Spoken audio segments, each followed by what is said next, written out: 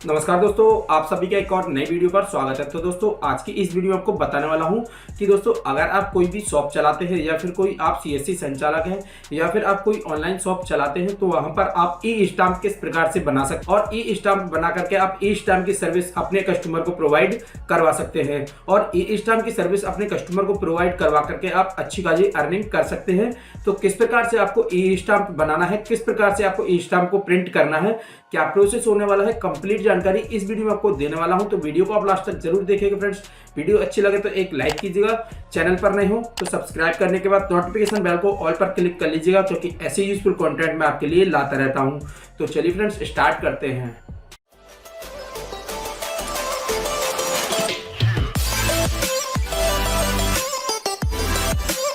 तो सबसे पहले दोस्तों आपको stock holding corporation of India limited की ऑफिशियल वेबसाइट पर आ जाना है। इस वेबसाइट का डायरेक्ट लिंक वीडियो के डिस्क्रिप्शन में दे दिया है, उस पर क्लिक करके आप डायरेक्ट इस वेबसाइट पर आ सकते हैं। इस वेबसाइट पर आने के बाद में दोस्तों यहाँ पर आप देख सकते हैं ऑनलाइन पेमेंट।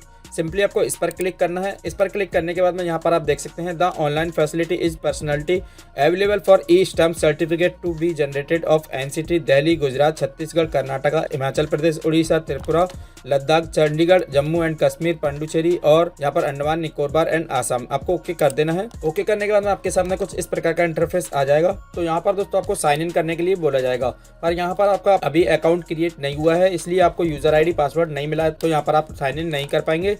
तो यहाँ पर सबसे पहले आपको एक अकाउंट को क्रिएट कर लेना है। अकाउंट क्रिएट करने के लिए यहाँ पर आप देख सकते हैं रजिस्टर नाउ। सिंपली आपको इस पर क्लिक करना है। इस पर क्लिक करने के बाद में यहाँ पर आपको अपनी यूजर आईडी डाल देनी है। उसके बाद में यहाँ पर आपको अपना पासवर्ड क्रिएट कर लेना है। पासवर्ड क्रिएट करने के बाद में यहाँ पर आपको कंफर्म पासवर्ड डाल देना है। उसके बाद में यहाँ पर देख सकते हैं सिक्योरिटी क्वेश्चन, तो यहाँ पर आपको एक क्वेश्चन को सिलेक्ट कर लेना है। उसके बाद में यहाँ पर आपको इसी क्वेश्चन का आंसर यहाँ पर आपको डाल देना है। क्वेश्चन का आंसर डालने के बाद में यहाँ पर आप देख सकते हैं यूजर टाइप, आप इंडिविजुअल पर्सन है या फिर यहाँ पर पार्टनरशिप फर्म है या फिर कॉर्पोरेट है, तो यहाँ पर आपको सिलेक्ट कर लेना है। उसके बाद में यहाँ पर आपको अपना फर्स्ट नेम डालना है, लास्ट नेम डालना है, जेंडर को सिलेक्ट कर लेना है। जेंडर को सिलेक्ट करने के बाद यहाँ पर आपको डेट ऑफ बर्थ डालनी है। उसके बाद में यहाँ पर आपको अपना पैन नंबर डाल देना है। ये मैंडेटरी नहीं है, आप इसको ब्लैंक भी छोड़ सकते हैं। उसके बाद में यहाँ पर ऑक्यूपेशन को भी आप ब्लैंक छोड़ सकते हैं। फिर यहाँ पर आपको अपना मोबाइल नंबर डालना है। उसके बाद में यहाँ पर आपको अपना एड्रेस डालना है। उसके बाद में यहाँ पर आपको सिटी डालना है, पिन कोड डालना है और आपको अपने स्टेट को सिलेक्ट कर लेना है। स्टेट डालने के बाद में यहाँ पर आपको अपनी ईमेल आईडी डालनी है। उसके बाद में यहाँ पर अगर आप बैंक डिटेल्स को देना चाहते हैं तो यहाँ पर आप बैंक डिटेल्स को दे सकते हैं, अदरवाइज आप इसको ब्लैंक भी छोड़ सकते हैं। फिर यहाँ पर आपको कैप्चा फिल करना है और यहाँ पर आपको टर्म्स को एक्सेप्ट कर लेना है। उसके बाद में यहाँ पर आपको सेव बटन पर क्लिक कर देना है। सेव पर क्लिक करने के बाद में आपने जो भी मोबाइल नंबर डाला हुआ था उस मोबाइल नंबर पर एक ओटीपी भेजा जाएगा, उस ओटीपी को यहाँ पर आपको डालना है। उसके बाद में आपको वेरीफाई ओटीपी पर क्लिक कर देना है। वेरीफाई ओटीपी पर क्लिक करने के बाद यहाँ पर देख सकते हैं कांग्रेचुलेशंस, यहाँ पर आपका नाम आ जाएगा। उसके बाद में यहाँ पर देख सकते हैं you have successfully registered your login details along with activation link will be sent your registered email ID. अब आपकी ईमेल आईडी पर एक एक्टिवेशन लिंक भेजा गया है और उसके साथ में आपकी लॉगिन आईडी भी भेजी गई है। अब आपको अपनी ईमेल आईडी पर जाना है। तो यहाँ पर दोस्तों आप देख सकते हैं आपके ईमेल आईडी पर एक मेल भेजा गया होगा जिसमें कि आपकी आईडी को एक्टिवेट करने के लिए एक लिंक भेजा गया है, जिसमें कि यहाँ पर आप देख सकते हैं user ID activation link. Simply आपको इस लिंक पर क्लिक कर देना है। इस लिंक पर क्लिक करने के बाद में यहाँ पर आप देख सकते हैं congratulations Ravindra Singh your user ID successfully activate. जब तक कि आप इस लिंक पर क्लिक करके अपनी आईडी को एक्टिवेट नहीं करेंगे तब तक आपकी आईडी एक्टिवेट नहीं होगी। अब यहाँ पर आपको क्लिक हियर टू लॉगिन पर क्लिक कर देना है। इस पर क्लिक करने के बाद में यहाँ पर आपको अपनी ईमेल आईडी डालनी है और जो भी पासवर्ड क्रिएट किया हुआ था उस पासवर्ड को यहाँ पर आपको डाल देना है। पासवर्ड को डालने के बाद में यहाँ पर आपको कैप्चा फिल करना है। कैप्चा फिल करने के बाद में सिंपली आपको साइन इन बटन पर क्लिक कर देना है। इसके बाद में आपके सामने कुछ इस प्रकार का इंटरफेस आ जाएगा जिस पर कि यहाँ पर आपको पे स्टाम्प ड्यूटी पर क्लिक कर देना है। इस पर क्लिक करने के बाद यहाँ पर आपको अपनी स्टेट सिलेक्ट कर लेना है। स्टेट को सिलेक्ट करने के बाद में यहाँ पर आपको तीन ऑप्शंस मिल जाएंगे। अगर आप स्टाम्प को होम डिलीवरी लेना चाहते हैं तो यहाँ पर आपको होम डिलीवरी को सिलेक्ट करना है और एड्रेस फिलअप कर देना है। उसके बाद में यहाँ पर आप सेल्फ प्रिंटिंग भी कर सकते हैं। सेल्फ प्रिंटिंग अगर नहीं करना चाहते तो यहाँ पर आप नियरेस्ट स्टॉक होल्डिंग ब्रांच से भी आप कलेक्ट कर सकते हैं। तो यहाँ पर मैं सेल्फ प्रिंटिंग करना चाहता हूँ। यहाँ पर आपको इस पर क्लिक करना है। सेल्फ प्रिंटिंग करने के लिए आपको एक प्रोग्राम को इंस्टॉल करना पड़ेगा। प्रोग्राम को इंस्टॉल करने के लिए भी आपको सिंपली क्लिक एयर पर क्लिक कर देना है। क्लिक एयर पर क्लिक करने के बाद में आपके सामने एक और विंडो खोल करके आ जाएगी जिसमें कि यहाँ पर आपको कैप्चा फिल करना है। कैप्चा फिल करने के बाद सिंपली आपको क्लिक एयर पर क्लिक कर देना है। क्लिक एयर पर क्लिक करने के बाद में दोस्तों यहाँ पर आप देख सकते हैं आपके सामने एक जिप फाइल डाउनलोड होकर के आ जाएगी, जिसमें कि आपको इस जिप फाइल को ओपन कर लेना है। ओपन करने के बाद में इसको आपको एक्सट्रैक्ट कर लेना है। एक्सट्रैक्ट करने के बाद में इसके प्रोग्राम को इंस्टॉल कर लेना है। प्रोग्राम इंस्टॉल करने के बाद में आपका प्रोग्राम सही से वर्क कर रहा है या फिर नहीं कर रहा है, उसको चेक करने के लिए यहाँ पर आपको इस लिंक को कॉपी कर लेना है। लिंक को कॉपी करने के बाद में आपको गूगल पर आने के बाद में इसको यहाँ पर पेस्ट कर देना है। पेस्ट करने के बाद में यहाँ पर आप देख सकते हैं PCP इज रनिंग, मेरा प्रिंटर यहाँ पर वर्क कर रहा है। अब आपको इसी पेज पर आ जाना है। इस पेज पर आने के बाद में आपको स्क्रॉल करना है। स्क्रॉल करने के बाद में आप यहाँ पर देख सकते हैं सिलेक्ट स्टाम्प DT टाइप। आप जो स्टाम्प बना रहे हैं वो किस टाइप का स्टाम्प बना रहे हैं, जैसे कि एग्रीमेंट के लिए बना रहे हैं या फिर एफिडेविट बना रहे हैं या फिर बॉन्ड बना रहे हैं, डिक्लेरेशन के लिए चाहिए या फिर किसी अदर टाइप के लिए चाहिए। अगर आप अदर के लिए चाहिए तो यहाँ पर आपको अदर पर क्लिक करना है।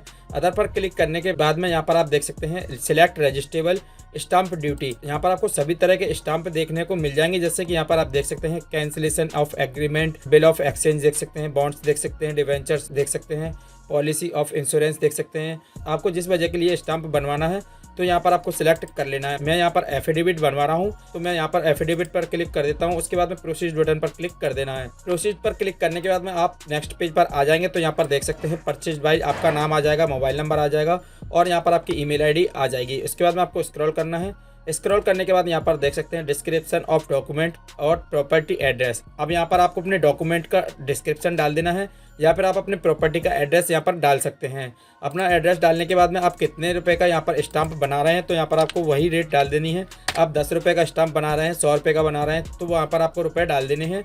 रुपये डालने के बाद यहाँ पर आप देख सकते हैं 10 रुपीज़ ओके, यहाँ पर आपको ओके कर देना है। ओके करने के बाद में आपको स्क्रॉल करना है। स्क्रॉल करने के बाद यहाँ पर देख सकते हैं फर्स्ट पार्टी नेम और सेकंड पार्टी नेम। अब जो भी स्टाम्प बनता है दोस्तों फर्स्ट पार्टी और सेकंड पार्टी के बीच में ही बनता है, ऐसा नहीं है कि कोई भी एक पार्टी स्टाम्प बना सके। तो यहाँ पर आपको फर्स्ट पार्टी और सेकंड पार्टी का नाम यहाँ पर आपको डाल देना है। जैसे कि मैं यहाँ पर परचेज कर रहा हूँ तो मेरा नाम यहाँ पर आ जाएगा। फर्स्ट पार्टी का नाम डालने के बाद में यहाँ पर आपको एड्रेस डालना है, पिन कोड डालना है और उनका यहाँ पर पैन कार्ड नंबर दे सकते हैं। पैन कार्ड नंबर यहाँ पर मैंडेटरी नहीं है, अगर यहाँ पर आप नहीं देना चाहते हैं तो यहाँ पर आप इसको ब्लैंक भी छोड़ सकते हैं। उसके बाद में यहाँ पर आपको सेकंड पार्टी का नाम डाल देना है। फर्स्ट पार्टी सेकंड पार्टी का नाम डालने के बाद में स्क्रॉल करना है। स्क्रॉल करने के बाद यहाँ पर देख सकते हैं स्टाम्प ड्यूटी पेड बाई। अब स्टाम्प ड्यूटी कौन पेड कर रहा है तो यहाँ पर आपको वही नाम डाल देना है। यहाँ पर आप अपना नाम भी डाल सकते हैं। उसके बाद में यहाँ पर आपको जेंडर सेलेक्ट करना है। जेंडर सेलेक्ट करने के बाद में स्टाम्प ड्यूटी अमाउंट डाल देना है। अमाउंट डालने के बाद में आपको ओके करना है। ओके करने के बाद यहाँ पर देख सकते हैं payment mode of stamp duty. आप किस तरह से अपना पेमेंट करना चाहते हैं, ledger payment, net banking, debit card के थ्रू करना चाहते हैं या फिर आप एटॉम नेट बैंकिंग के थ्रू करना चाहते हैं तो यहाँ पर आपको सिलेक्ट कर लेना है। उसके बाद में यहाँ पर आप देख सकते हैं अगर आप UPI से पेमेंट करते हैं तो यहाँ पर आपका 1 भी रुपये आपका नहीं लगेगा। अगर आप नेट बैंकिंग से करते हैं तो 5 रुपये पर ट्रांजैक्शन यहाँ पर आपको देना पड़ेगा। तो यहाँ पर आपको पेमेंट कर देना है। पेमेंट करने के लिए यहाँ पर आपको सेव बटन पर क्लिक कर देना है। सेव पर क्लिक करने के बाद में यहाँ पर आपको ओके करना है। ओके करने के बाद में आपके सामने कुछ इस प्रकार का इंटरफेस आ जाएगा, जिसमें कि यहाँ पर आप देख सकते हैं online payment confirmation, please confirm the details of which payment is to be made. तो यहाँ पर आपको टर्म्स को एक्सेप्ट कर लेना है। उसके बाद में प्रोसीड पेमेंट पर क्लिक कर देना है। प्रोसीड पेमेंट पर क्लिक करने के बाद में आपको यहाँ पर पेमेंट कर देना है। यहाँ पर आप UPI फोन पे से कर सकते हैं या फिर पेटीएम से कर सकते हैं। डेबिट कार्ड के थ्रू करना चाहते हैं तो डेबिट कार्ड के थ्रू कर सकते हैं या फिर आप यहाँ पर QR कोड के थ्रू करना चाहते हैं तो QR कोड से कर सकते हैं। तो यहाँ पर आपको पेमेंट कर देना है। पेमेंट करने के बाद में दोस्तों आपके सामने कुछ इस प्रकार का इंटरफेस आ जाएगा, जिसमें कि यहाँ पर आपको एक यूजर रेफरेंस नंबर आपको देखने को मिल जाएगा और यहाँ पर पेमेंट रिसिप्ट आपको मिल जाएगी। अब यहाँ पर आपको स्क्रॉल करना है। स्क्रॉल करने के बाद में यहाँ पर आप देख सकते हैं ई stamp certificate generate successfully, please print your certificate. आपको यहाँ पर सर्टिफिकेट नंबर भी देखने को मिल जाएगा। अब यहाँ पर आप देख सकते हैं प्रिंट ई स्टाम्प सर्टिफिकेट। तो अब यहाँ पर दोस्तों आप प्रिंट ई स्टाम्प सर्टिफिकेट पर प्रिंट करके आप अपने प्रिंटर में इस ई स्टाम्प को निकाल सकते हैं। यहाँ पर दोस्तों मेरे पास प्रिंटर नहीं है, इसलिए मैं यहाँ पर आपको प्रिंट कर करके नहीं दिखा सकता हूँ। पर आपका जो ई स्टाम्प है वो ई स्टाम्प क्रिएट हो चुका है। आप प्रिंट ई स्टाम्प सर्टिफिकेट पर क्लिक करेंगे तो आपका जो ई स्टाम्प है वो प्रिंट होकर के आ जाएगा और यहाँ पर आपका ई स्टाम्प सर्टिफिकेट नंबर भी मिल चुका है। इसके बाद में दोस्तों आपने जो ई स्टाम्प बनाया हुआ है उसका स्टेटस चेक करने के लिए यहाँ पर आपको व्यू ट्रांजैक्शन पर क्लिक करना है। व्यू ट्रांजैक्शन पर क्लिक करने के बाद में यहाँ पर आप देख सकते हैं आपने जो ई स्टाम्प बनाया हुआ था वो यहाँ पर शो होकर के आ जाएगा, जिसमें कि स्टेटस यहाँ पर चेक कर सकते हैं सर्टिफिकेट जनरेटेड। यहाँ पर आपका ई स्टाम्प सर्टिफिकेट का नंबर भी आ जाएगा। तो यहाँ पर आपको इस ट्रांजैक्शन रेफरेंस नंबर पर आपको क्लिक कर देना है।